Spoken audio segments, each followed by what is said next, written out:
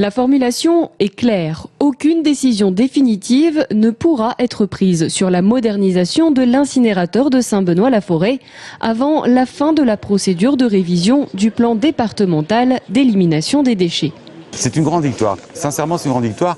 Et il a fallu le poids de l'ensemble de la classe politique, de la droite à la gauche, sur M. Duvergne, qui est quand même quelqu'un de très isolé, qui n'en fait qu'à sa tête et qui est un petit peu psychorigide, parce que pour lui, l'incinérateur, c'est sa lubie. Il a fallu tout ce poids-là pour qu'il y renonce, pour qu'il se range à la raison, tout simplement, parce que c'était une voie sans issue.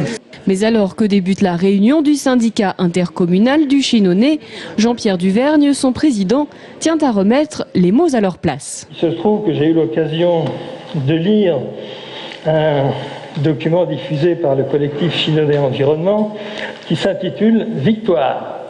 Duvergne a capitulé devant l'injonction du Conseil général ». C'est intéressant.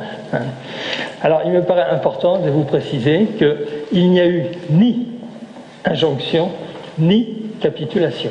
Cette précision faite, la disposition de mise en attente du projet a ensuite été soumise au vote des délégués du SMICTOM et acceptée par 55 voix contre 16. Mais après ce premier appel à l'urne, l'ambiance devient plus tendue lorsque Jean-Pierre Duvergne propose de voter la relance des études de projet et la dépense de plus de 3 millions d'euros pour financer la société qui en aurait la charge. J'aimerais qu'on se calme. On a pris acte d'un report du projet d'incinérateur du SMICTOM pour s'inscrire dans cette réflexion avec nos partenaires.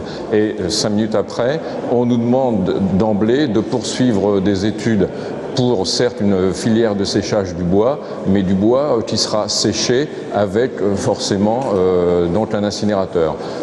Donc je trouve le procédé un peu cavalier et un peu troublant. À quelques voix près, cette proposition est finalement rejetée. Le projet de Jean-Pierre Duvergne est gelé, mais le président du SMICTOM ne désespère pas.